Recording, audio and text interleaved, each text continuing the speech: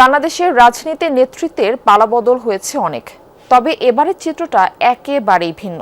দল হিসেবে বিএনপির সরকার পরিচালনার অভিজ্ঞতা থাকলেও খালেদা জিয়ার মৃত্যুর পর সরকার প্রধানের অভিজ্ঞতা শূন্য এখন সব দলের নেতৃত্ব। বিশ্লেষকদের মতে খালেদা জিয়ার মতো নেতৃত্বের অনুপস্থিতি দেশের রাজনীতিতে সংকটের শঙ্কা তৈরি করেছে।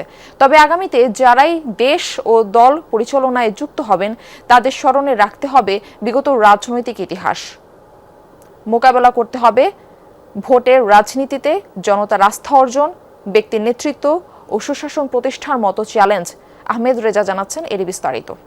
নতুন ব্লেন্ডে আরো রিচ অ্যারোমায় সেলন ফ্যামিলি ব্লেন্ড টে।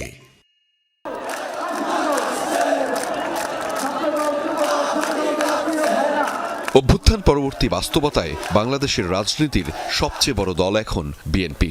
দলের প্রতিষ্ঠাতা জিয়াউর রহমানের মৃত্যুর পর যে দলের হাল ধরেছিলেন বেগম খালেদা জিয়া, বিরোধী দলে আর সরকারে নেতৃত্ব দেন 4 দশকের বেশি সময়। তার প্রস্থানের পর এই প্রথম সরকার প্রধানের অভিজ্ঞতা শূন্য বিএনপির নেতৃত্ব। 2018 সালে খালেদা জিয়া কারাবন্দী হওয়ার পর থেকে দলের ভারপ্রাপ্ত চেয়ারম্যান তারেক রহমান বিএনপির পূর্ণ নেতৃত্বে। যদিও ছায়া হয়েছিলেন মা খালেদা জিয়া, মায়ের পাশে থেকে রাজনীতির সুসময় ও দুঃসময়ও দেখেছেন তিনি। নেতাকর্মীদের বিশ্বাস, খালেদা জিয়ার আদর্শ নিয়েই দলের হাল ধরবেন বর্তমান ভারপ্রাপ্ত চেয়ারম্যান তারেক রহমান। তবে দীর্ঘ সময় দেশের বাইরে থাকা, অভ্যন্তরীণ সামাজিক ও রাজনৈতিক বাস্তবতায় এই কাজটি যে সহজ হবে না তাও মনে করেন অনেকে। এই শূন্যতা আমরা দেশ নায়ক তারেক রহমানের মধ্যে আমরা পাবো। শান্তিপূর্ণ দেশ গণতান্ত্রিক প্রতিষ্ঠা করবে, আইনের শাসন প্রতিষ্ঠা করবে। রাজনৈতিক বিশ্লেষকরা অবশ্য মনে করেন এই মুহূর্তে তারেক রহমানের ভূমিকা সবচেয়ে গুরুত্বপূর্ণ। খালেদা জিয়ার অবর্তমানে জিয়া পরিবারের উত্তরাধিকারের প্রতি প্রত্যাশার পারদও বেশি, যা তার রাজনৈতিক কর্মকাণ্ডে বাড়তি চাপই তৈরি করবে। অভিজ্ঞতার সাথে তার যে প্ল্যান, সেটার একটা মিশ্রণ যদি উনি যথাযথভাবে ঘটাতে পারেন, তাহলে উনি হচ্ছে গিয়ে এই যেটা বললাম যে প্রত্যাশার চাপটা এবং যে চ্যালেঞ্জটা, সেটাকে উনি সত্যিকার অর্থে ওভারকাম করে অপরচুনিটিটাকে উনি সামনের দিকে এগিয়ে নিয়ে যেতে পারবেন। তার মধ্যে পরিপক্কতা এবং অভিজ্ঞতা দুটো জিনিসেরই সমন্বয় আছে, সবাই দাবি করছে তাই। তার মা যতদিন জীবিত ছিলেন, মায়ের কাছ থেকে তো তিনি কিছু শিক্ষা নিয়েছেন অবশ্যই, তো সেটা তিনি প্রয়োগ করবেন আমার ধারণা, এবং তিনিও এটার সাথে আবার নতুন কিছু যুক্ত করবেন।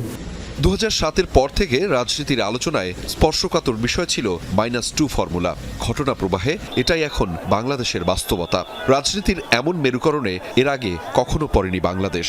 ফলে বর্তমান রাজনীতি হবে শূন্যস্থান পূরণের। ব্যক্তির দক্ষতা, প্রজ্ঞা, মেধা ও জনগণের আস্থার উপরেই নির্ভর করবে বাংলাদেশের আগামীর রাজনীতি ও সরকারের নেতৃত্ব, বলছেন বিশ্লেষকরা। নতুন যারা আসবেন নেতৃত্বে, তারা যে শূন্যস্থানটা তৈরি হচ্ছেন সেটার গুরুত্বটা তারা ঠিকঠাক মতো বুঝছেন কিনা, দেশের পলিটিক্সের যে পরিবর্তনটা হচ্ছে সেটা তারা ঠিকঠাক মতো বুঝতে পারছেন কিনা, এবং সেই অনুযায়ী তারা কাজ করতে পারছেন কিনা। তাদের যে জায়গাটা ছিল যে দে কুড ইউনাইট, সবাইকে এক জায়গায় রাখতে পারতেন, নাকি ইউনিটিটা ধরে রাখতে পারতেন, এই জায়গাটা খুব এখন মিস করবো আমরা।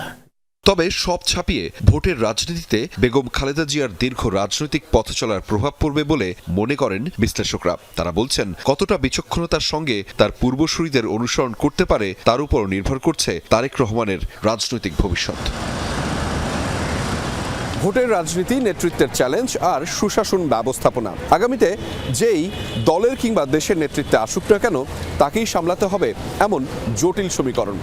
তবে বিশ্লেষক এবং সাধারণ মানুষের মতামত, ইতিবাচকভাবে সবাইকে একতাবদ্ধ করে কাজ করতে হবে দেশের জন্য দক্ষ নেতৃত্বের মাধ্যমে। আহমেদ রেজা, যমুনা নিউজ, ঢাকা।